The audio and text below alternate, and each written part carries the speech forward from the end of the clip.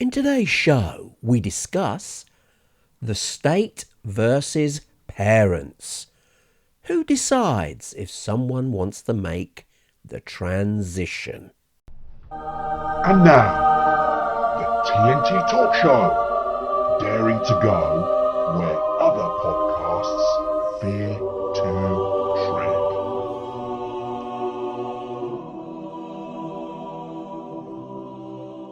Hello, I'm Tony Fasulo and I share the stage with my esteemed friend and colleague Tayo Boya. Tayo, hello my friend once again. I hope you keep it safe and well. Yeah, and I'm ready for you this time, Tony. I just started giggling. I suppose people listening for the first time will be, oh, what on earth is going on? Yes, hello, audience. Go on. I'm going to do it now. I'm going to do it. I am going to do it. Yeah!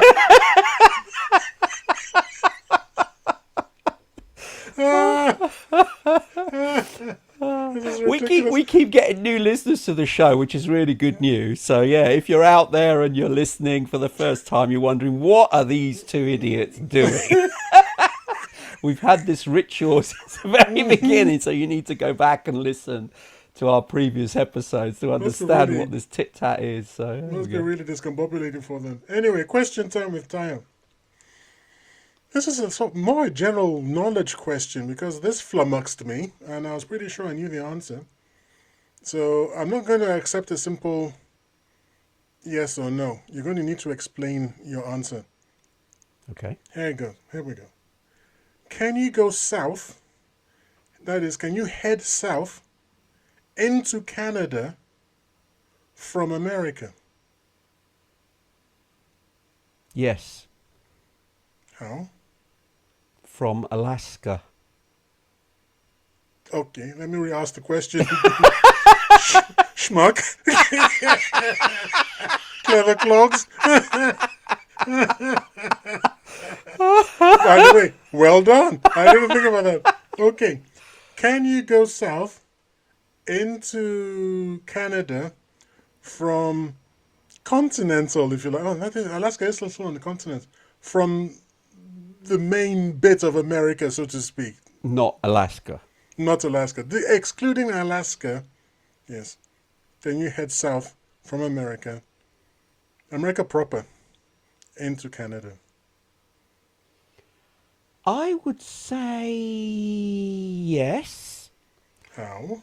Because you'd go from the right on the either California or Hawaii even.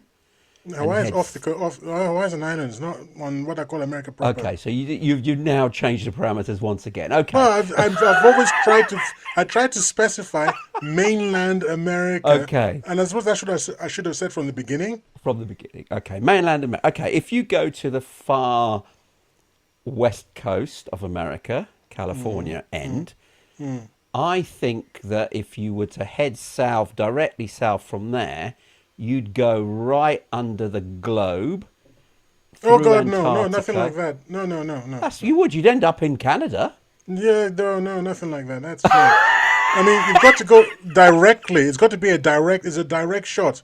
Well, it is a direct shot. You can miss all of land and literally go right round the Antarctic Ocean and come out the other side via the Arctic.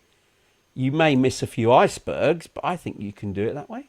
I don't know about all that. Anyway, so the easy answer... This joke is going terrible. No, because I mean, it's like I'm doing the mental thing in my head, and I think you're going to hit your Alaska before you hit Canada.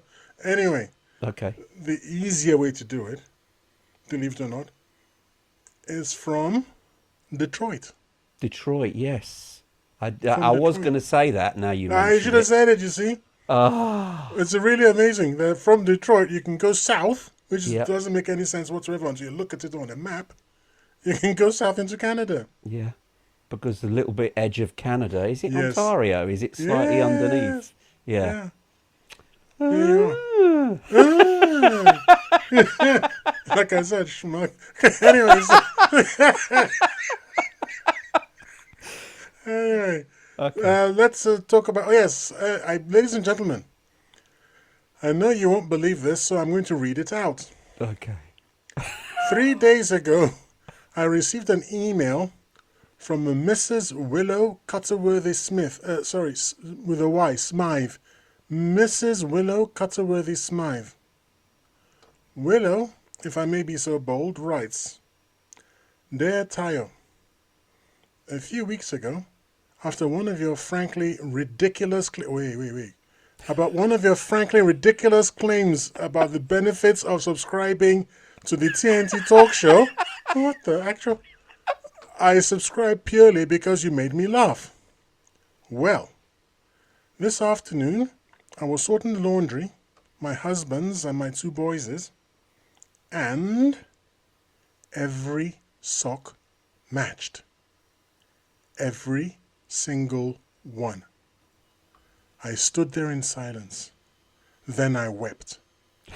14 years of laundry and always one lonely abandoned sock until today. May fortune smile upon you both. You have made one woman indescribably happy. Yours in eternal subscription, WCS, Little Lime on Thames. Or Thames. Oh. Yeah. So, ladies and gentlemen, please subscribe to the TNT Talk Show. You never know You what could get all your benefits. socks lined up. Can you imagine? It's wonderful benefits of subscribing to our show. Brilliant, brilliant. Yes, please listen to those wise words of wisdom from Tayo. Please comment, From like, and Mrs. subscribe. No, from Mrs. Willow. What is it again? Willow Cutterworthy Smythe. Okay, thank you. Of Little Lime on Thames. Brilliant, brilliant. Right, let's move on with today's topic. And this is a really interesting one because Ty and I discussed little elements of this offline, obviously. And I was adamant a certain path, this would be slam dunk. But however, Tayo's wanted to discuss it and doing research for the show. I was completely surprised as to where this is heading. So we'll have a discussion about it. And what we're discussing is the state versus parents. Who decides a transition? So in other words, if somebody wants to transition between one sex to another, who decides? Who can approve it? Is it the state or is it the parents? So Tayo, why did you want to particularly discuss this one? Well, because I feel strongly that transitioning children is ab initio from the very beginning, from the word go, is wrong. I mean, they're kids. I mean, if you can't vote, how can you take a lifelong decision at that age? You don't know anything. And I would, generally speaking, probably want to leave it till even after 18, maybe 21 or something a bit older. Not because I'm trying to get in the way of people who want to,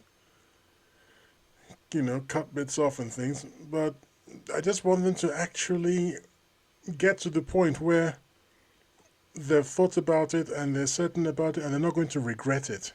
Because you go in very early, we have a lot of statistics now coming through of real regret, people who've regretted doing that, and in some cases it has ended in complete disaster. Now, due to the platforms we use, I can't use the word because now, of course, we live in a censorship society.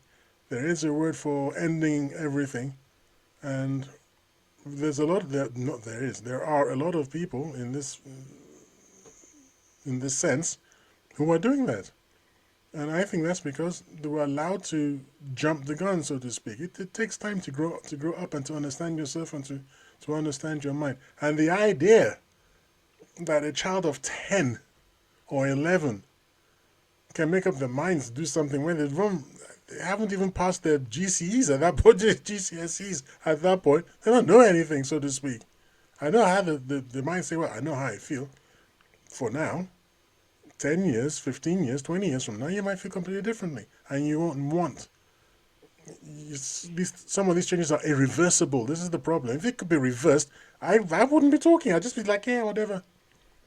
But some of these changes are irreversible. And that's the problem.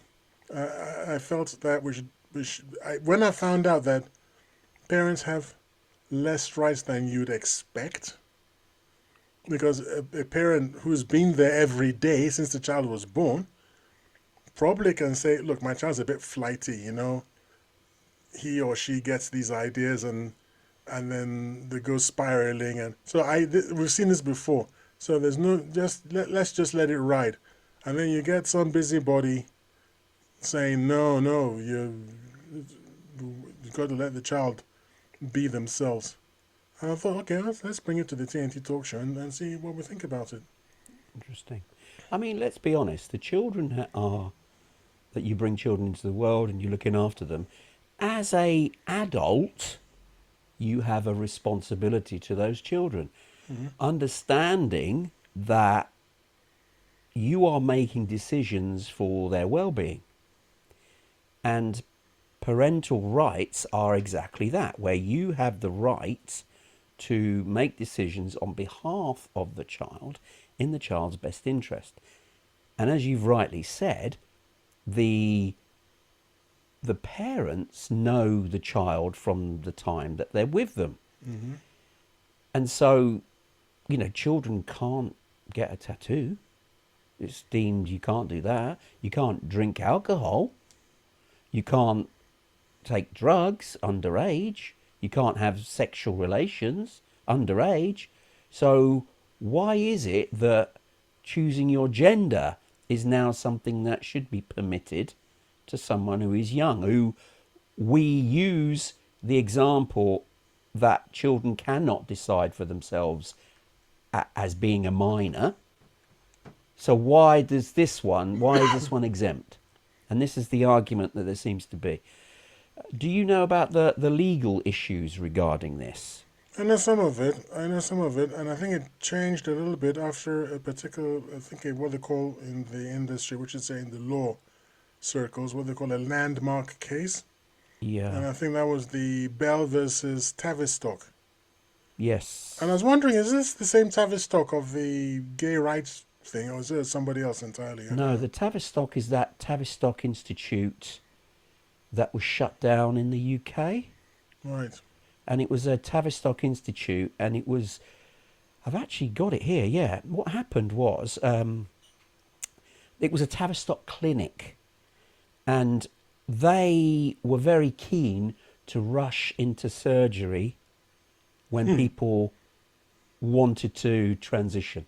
Rather than do the proper due diligence, checking whether their mental health was right, etc., they were quick to go, yep, we can do that, and they fast-tracked them through the process, leading to a lot of children having regrets much later when they had reached adulthood, thinking, why did they not do the duty of care when I was young, but clearly I was not thinking straight. And so doing, there's over 1,000 potential claimants because of a mass lawsuit against the NHS at the Tavistock Clinic because of clinical negligence. And that rightly so, because they were arguing that affirmation-only model, which is when the child affirms, oh yeah, I want to do that, is enough. And that means, yep, they're fine, they're of sound mind, let's go and cut off their bits of which there is no return. Now, as you rightly said, if the clinic was more of, okay, we can give you medication, which can be reversed to see how you feel if you want to continue down this path, then yeah, at least if they think, so if a man it believes they're female and vice versa, and the drugs could let them live a little in the body of the gender they have, who believe they're in, which then could be reversed, then it's almost try before you buy type thing.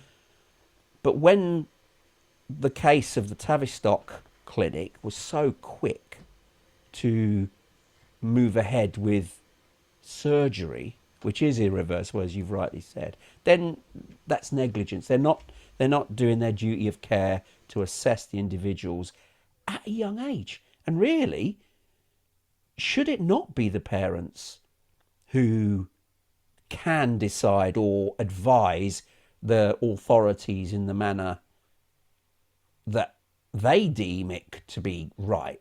I know, I mean, leave it to later. This is what I'm saying, like you've said. Leave it to a later age. Someone that young, they don't know what they're doing. Why do we even allow it? This is the question.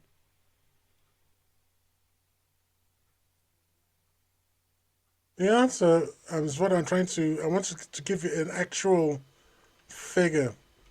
Well, the answer is what this very funny gentleman on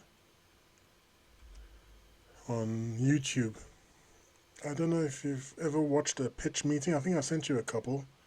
You remember the pitch meetings where there's the script writer and the producer speak to one another, Oh, pitching yes. a movie, Yes. but it's the same individual. Yes. Well, So he's it's talking very- to himself, basically, it's but pretending to be yes, two characters. Yeah. That's correct. Playing two characters. And in his very last video, the most recent video, he said, "Why are we doing this?" The scriptwriter should we, he asked the scriptwriter, "Why are we doing this?" And then he answered himself, "Oh, of course, money." But the way he said the money was, he was so in love with it. It was like he was talking about Shangri-La or something. It was like, So I was thinking to myself, and you've just asked me now, why did Tavistock do it? Money. Yeah. A lot of it. And I was also going to want to, just because we were talking about the UK, I think specifically, just crossed my mind now that I believe this is still going on in the US. It is. Because, again, money. And that's why. If it wasn't for that, a lot of people just like, hold on, this is the same child who can't go and watch certain films in the cinema because he's too young. but he can make a permanent decision. He or she can make a permanent decision. It's so obviously doesn't make sense. And unfortunately, it comes down to that old saw, the love of money is the root of all evil. And I think that's what it's all about. That it's just, but I would love to put a figure to it, and I'll try during this show. But so far, I'm coming up Okay. empty-handed because it was hidden. It was absorbed into the NHS, unfortunately. So I think the NHS was actually funding it. Yes. So yeah. So there was no cost to the individual. Mm-hmm. They were permitted to have this type of surgery just basically on their say-so, without the parents being involved. This is what's really quite scary. Yeah, you're getting in the way of money. Well, indeed. And, Somebody's benefiting. And I at think the some bigger point. picture, Tony didn't believe me when I said, "Look, man, the state can get involved," and the state will. We are in loco governmentis. I decided to call it because the actual expression is in loco parentis. But I think parents nowadays are, are in loco governmentis, where the government runs our children's lives, and we are just there to as unpaid guardians, if you like. Now, Well, there's been some pushback. And I've heard someone say, "Well, no, actually, because parents have authority by default, but the state has to go to court and prove something. People can't just knock on your door and take your kids away. They have to go through a process. But once the child is born, you don't have to go through a process. It's your child." And I find that a weak argument because it's like the government doesn't want to get involved until it doesn't want to get involved until it wants to get involved.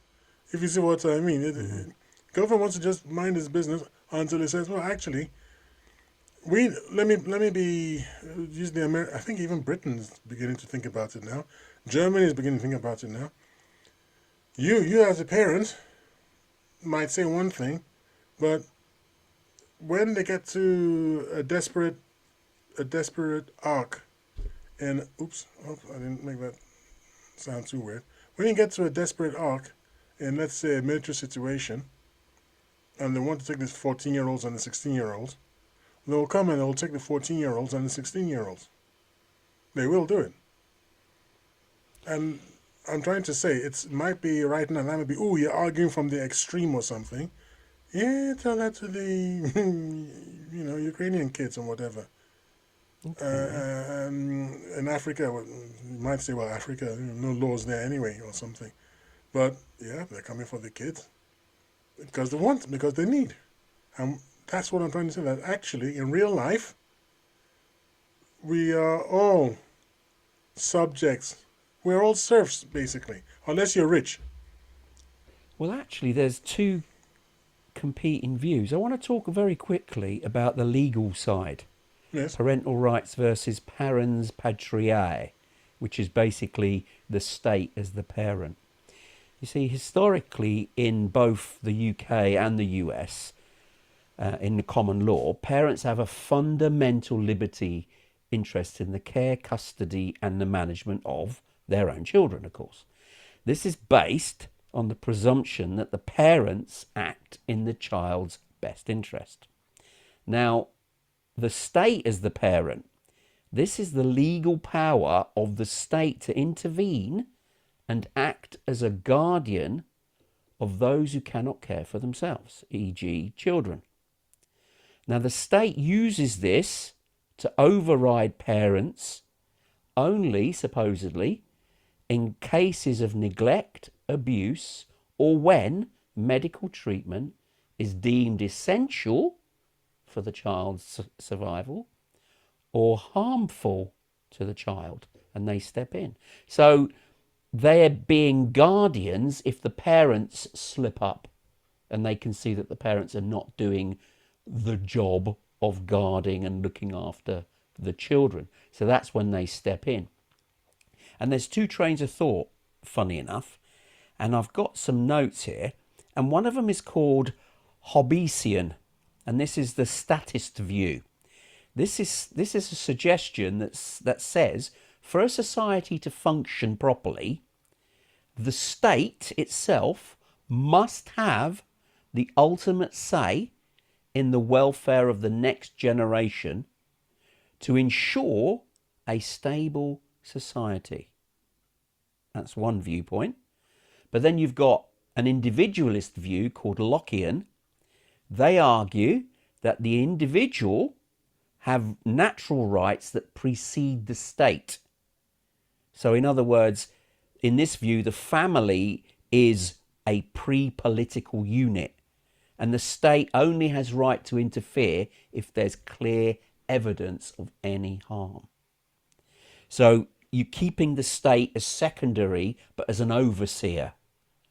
So the parents have the true rights unless the parents cross a line in terms of harming, etc. But ultimately, the state, as you said, are we serfs, is because the state is interested in continuation to ensure that the next generation is around, can be around to survive and continue the wheel, I suppose, of existence in the state. Hence why they have a responsibility too. So this is where the problem is, because are the state thinking of a child's well-being if a child wants a transition, but the parents are not sure, because the parents are like, well, no, I don't want my child to change. But the state is thinking, well, the child's not happy, we don't care, we want the child to be happy no matter what.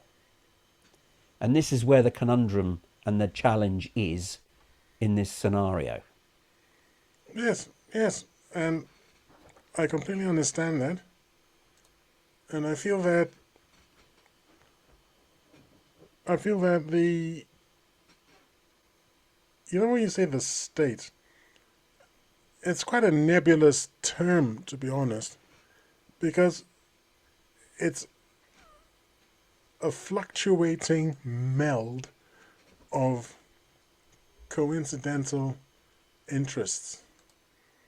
And I keep bringing up this idea. I don't know how to, well, I haven't tried to codify it or qualify it or define it so that it's consistent. But I have this idea that, as with some conspiracies we've spoken about, there's not an actual entity, like the Bilderberger Group or something like that, or I don't know, those, what is it, the Freemasons or something. It's not like that. It is, you've got something you want to do. I've got something I want to do. Fred Blogs has something he wants to do. Jane Doe has something she wants to do. And it all happens that, which so happens that our interests coincide. So we don't have a proper conspiracy. It's not just not it. That's not it. What we have is a confluence of interests. And I think a state is a bit like that. The people who benefit from the state, government workers, people who get their benefits, and soldiers and police, and all these people, they've all got an interest in taxing the serfs and getting paid. And that tends to perpetuate itself. So it's not that there's a conspiracy, but people are like, okay, we should take people's children away from them.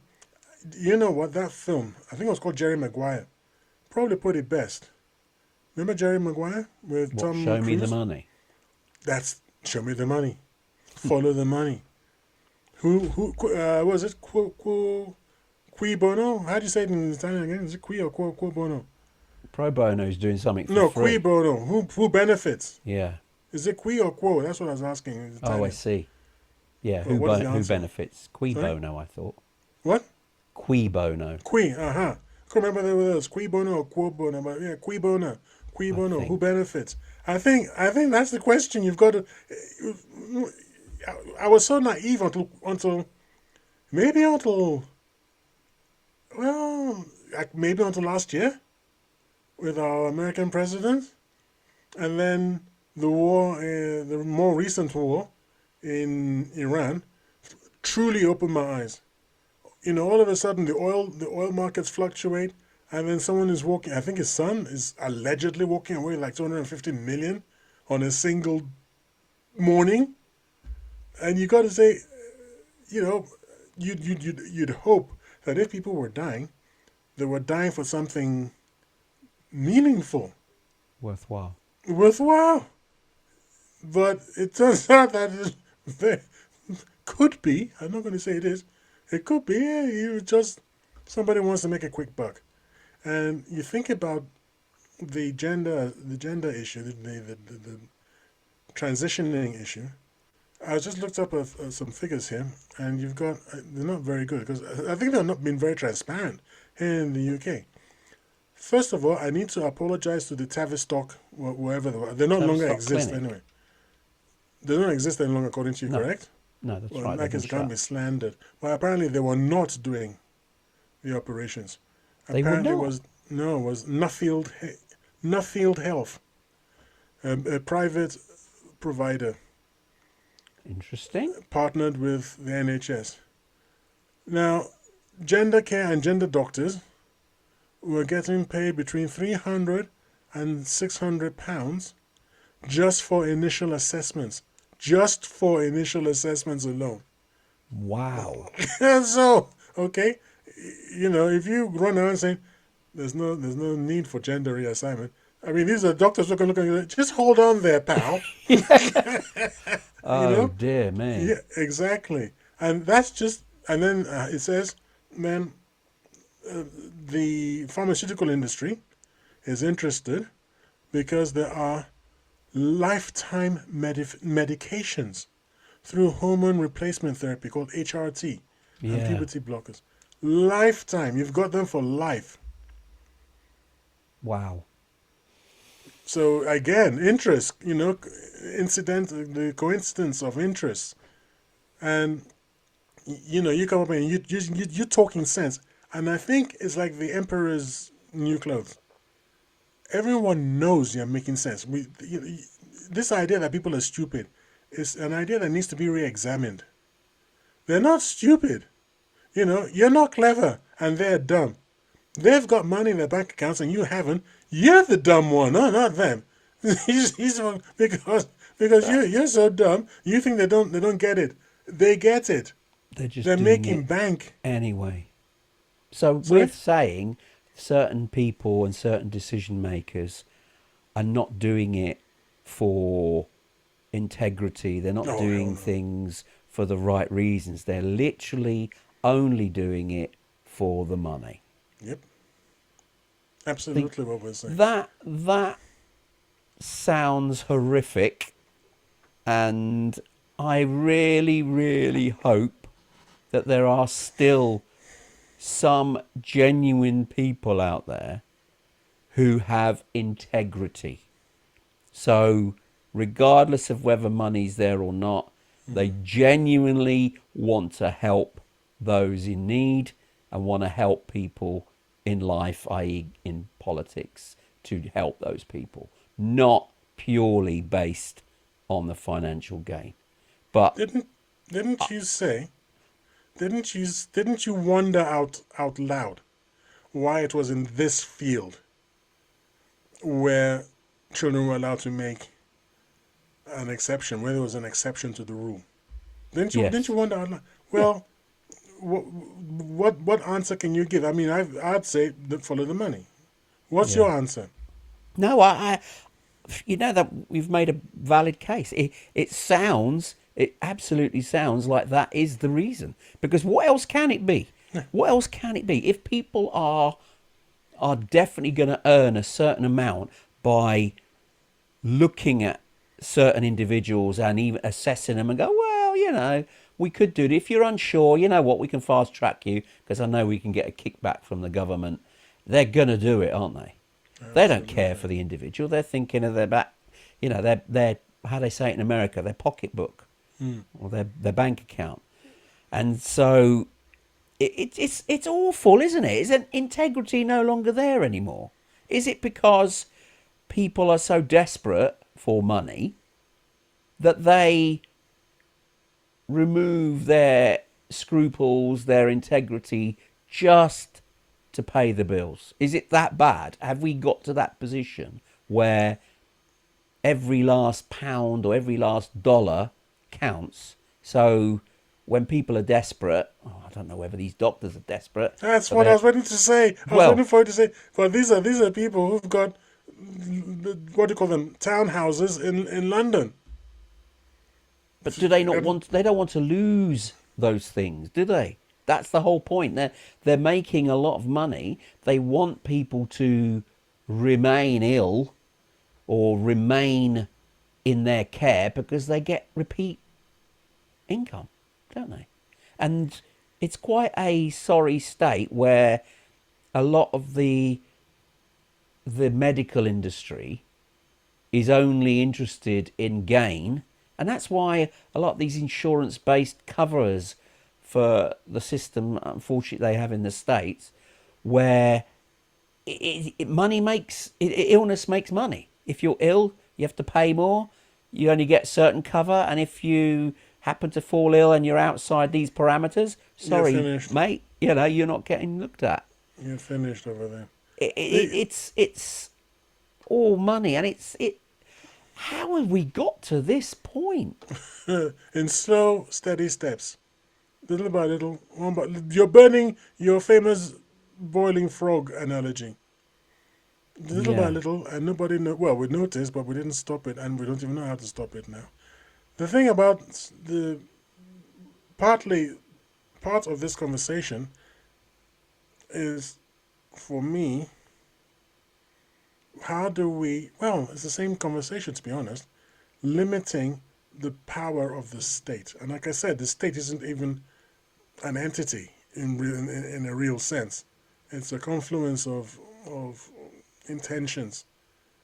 How do you stop that from overreaching and overriding and going into people's lives? I mean, there are stories about social workers overstepping the boundary and causing real havoc, chaos in the lives of unfortunate individuals. Deciding, but and the child is isn't that to do with believing a problem is present and interpreting the instructions on how to deal with that problem too literally and not using common sense in the situation. I mean, there's examples of people being too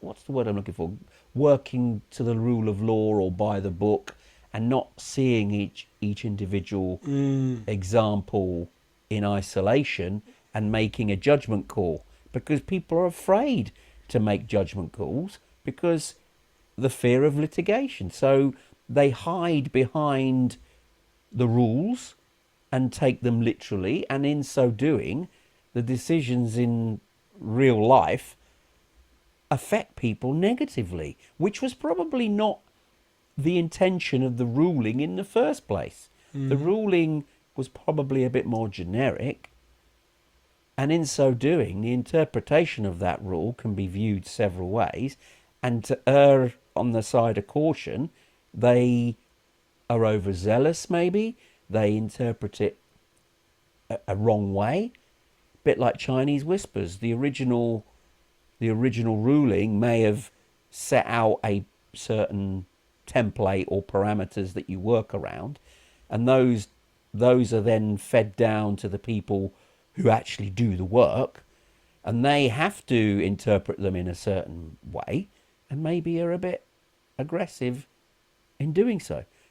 Didn't we have a example of that not that long ago in the UK with the hospitals, where a generic ruling went out from central government on how they were supposed to deal with a particular case, and there was one hospital in the south coast, I think, who took that interpretation and was completely different Brighton, was it? from everyone else. Brighton NHS.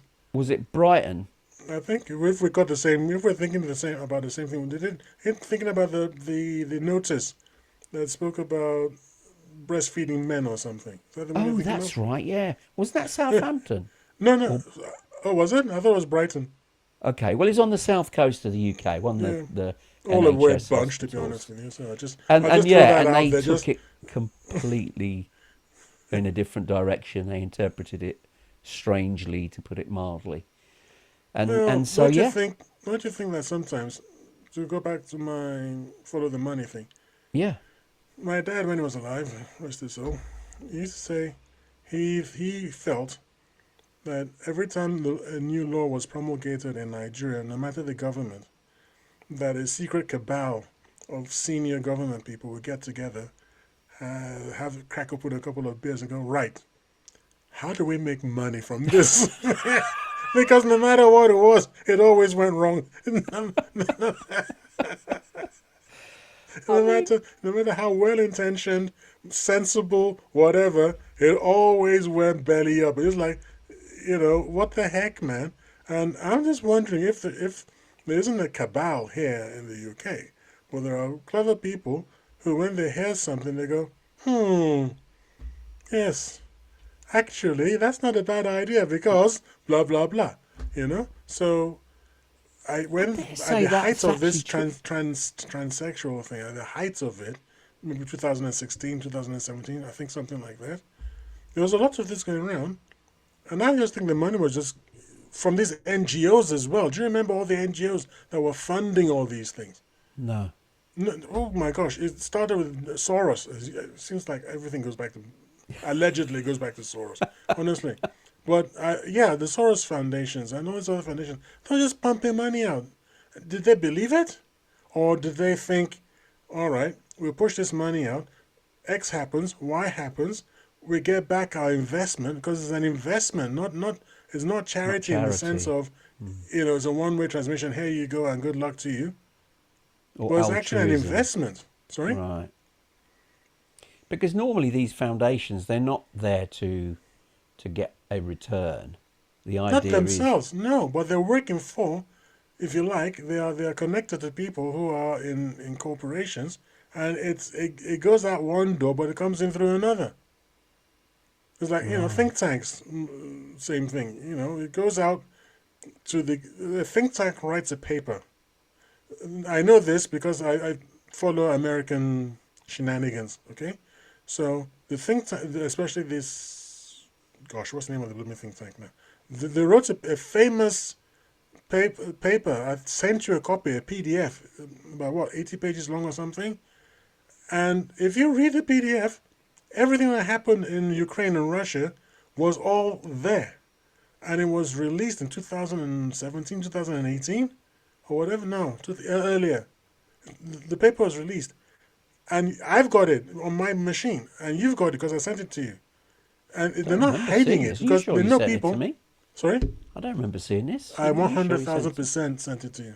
I Really? can even send it to you again. The thing is this: you get this paper, it's 80 pages long or something, and then you start going through it, and it's quite dense. So they're happy to publish it because they know that most of us have got the attention span of a flea, and we're going to go, what? Yeah, oh, okay, this is very interesting. I'll follow it up tomorrow, and you never do. But if you did, it's all there. So they put out the paper. It goes to the congressmen. Congressmen and congresswomen aren't going to read it. They give it to their aides, who must read it because it's their job. And then the aide says, well, this is what we're going to vote for. The vote takes place. Raytheon and all these other arms manufacturers make a ton of money.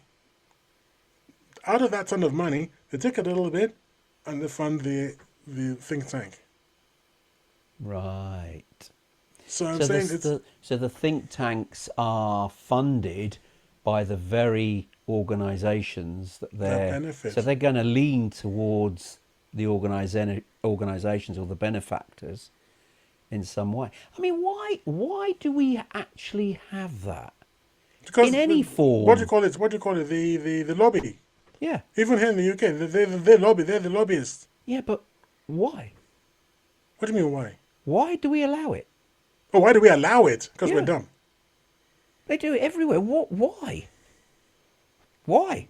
It's like what? Lobby groups, is that their way of getting their interests heard? And So without, lobbies otherwise politicians... were originally quite. It is the path to hell, isn't it? The lobbyists, the lobbyists and lobbies were formed, like land reform and things like, serious, important things like that.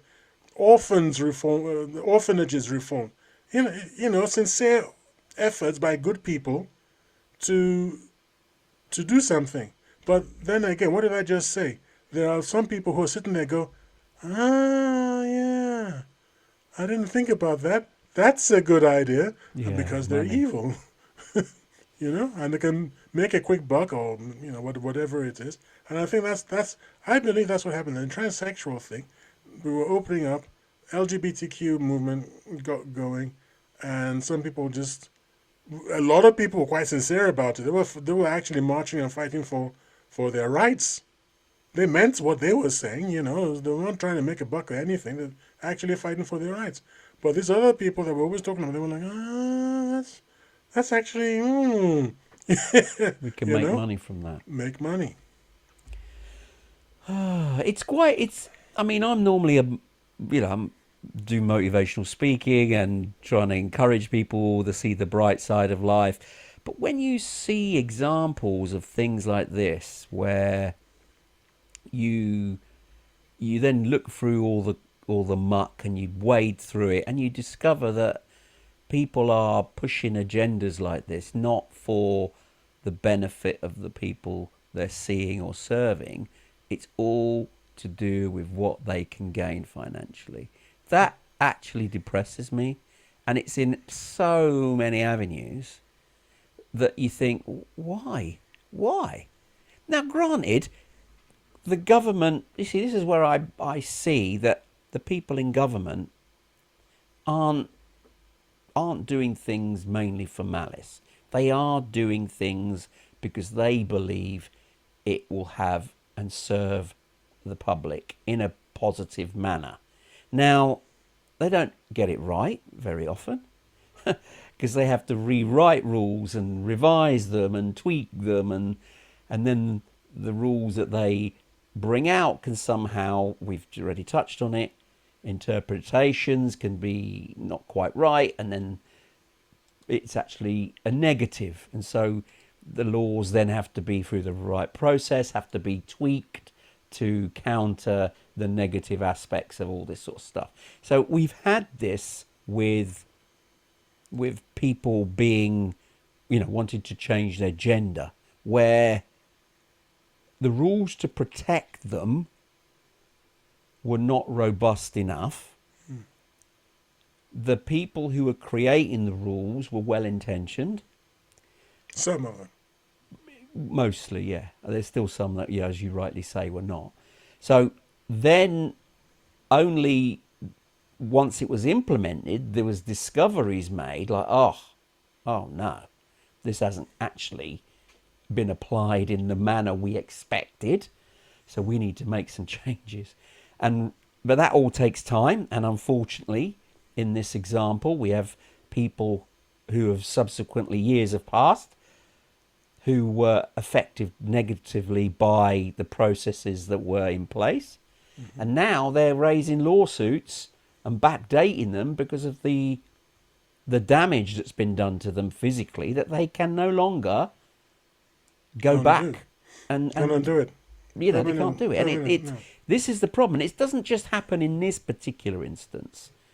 It happens in so many other areas too, where there's not a disconnect, but you've got the lawmakers who create the laws are not all that well informed with the laws that they're creating. So they have advisors who are more in tune with the industry that they're trying to create the laws for, and they advise the lawmakers in the direction to go, and then the lawmakers create the laws. But the lawmakers themselves, in creating those laws, they don't necessarily know all the pitfalls of what they're creating the laws for, because they're relying on the advisors who are advising them to create the laws for the industry they're in. And things get missed. Things get overlooked. Yes, they get reviewed. As you said, if something turns up, thousands of pages that needs to be looked at, and the fine print, is it all implemented? Some things are missed. I think in the UK, I think it's because, there's a series, I have to warn you, a lot of swearing goes on in it. I mean, I swear on occasion. I've been known to swear, as you know.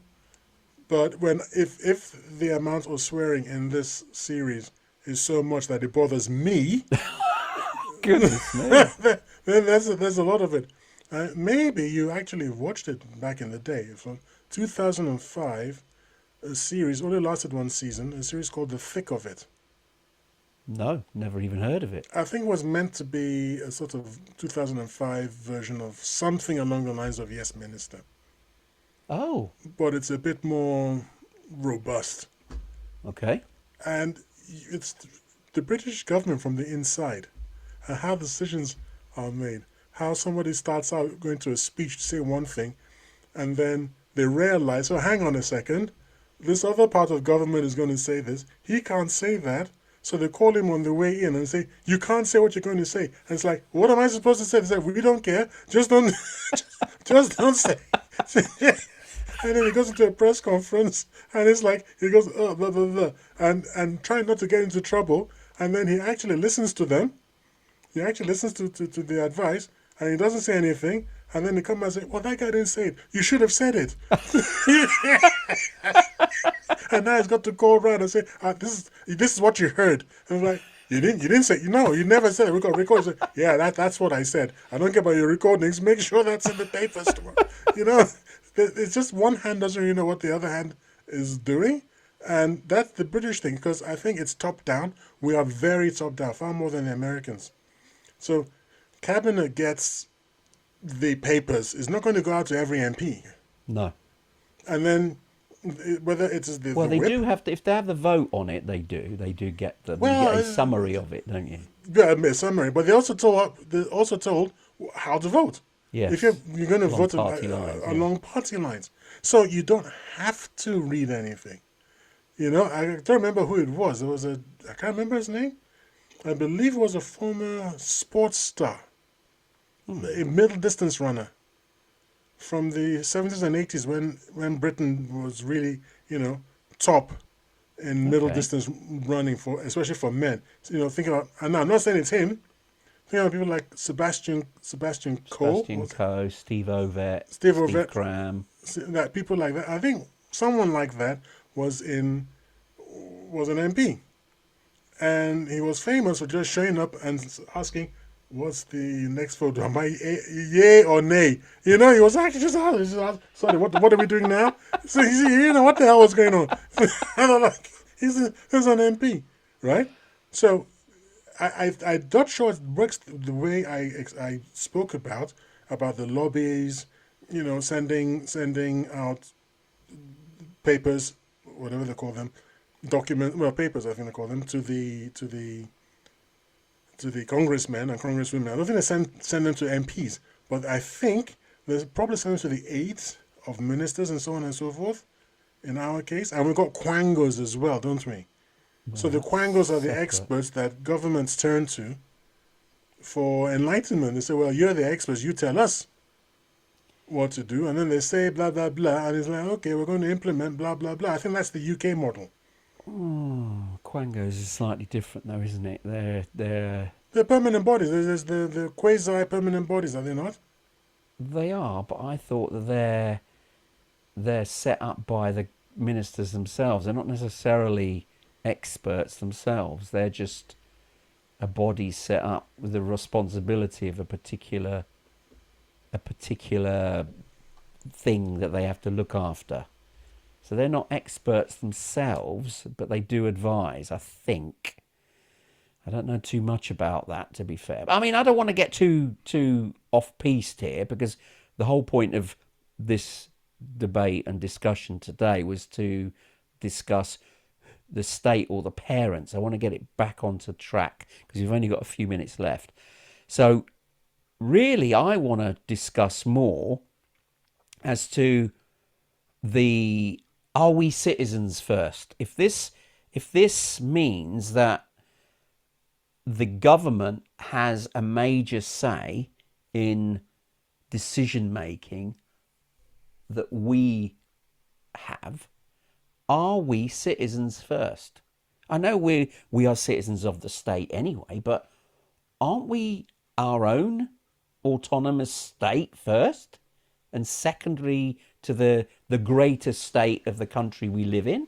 Or are we all just citizens and we have to abide by what the state says and does? Isn't that then moving to fascism, if that's the case? Because in a fascist authoritarian regime, the individual isn't deemed important. They don't have the rights.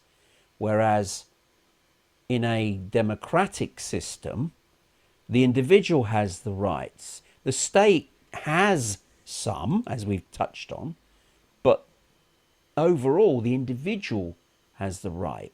In a lot of cases, not in everything, because you can't put an individual above the state. So, but you do have some autonomy over what you choose to do, as long as it doesn't impact the state in a negative way. So there is elements there. So what is it? Citizens of the state first? And there's actually a social contract theory, which is what I touched on earlier, where the state wants to ensure the welfare of the next generations. That's why they get involved, so they say, for the benefit of the individual, because the individual doesn't know best.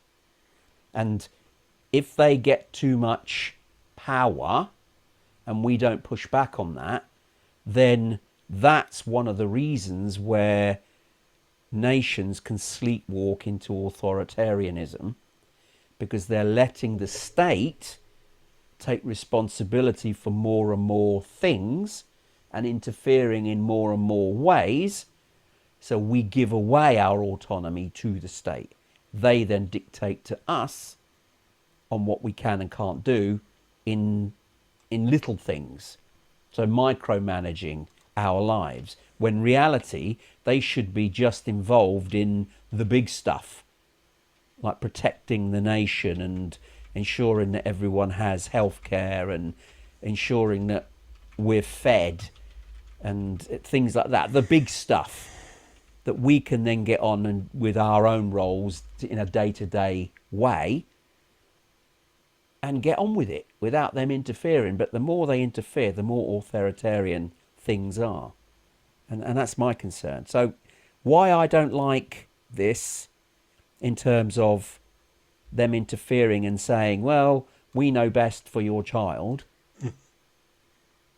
I'm not comfortable with that. I'm not, because we're responsible for our children, and until they reach an age where they are adults themselves, then we have to make decisions on their behalf. That's what a parent is it not? Now, granted, I get it, the state would be involved if I wasn't doing my duty as a parent to my children when they were young. Then I could understand them getting involved. But they're wanting to get involved in things that they shouldn't, in my opinion. And this is where the crux of the matter is. What are the boundaries? Where are they? What are they? Let me answer you by asking you a question. I'm just double checking that I'm not going to be telling you a lie or anything, but would you be afraid, are you afraid here in the UK of insulting the UK? Interesting.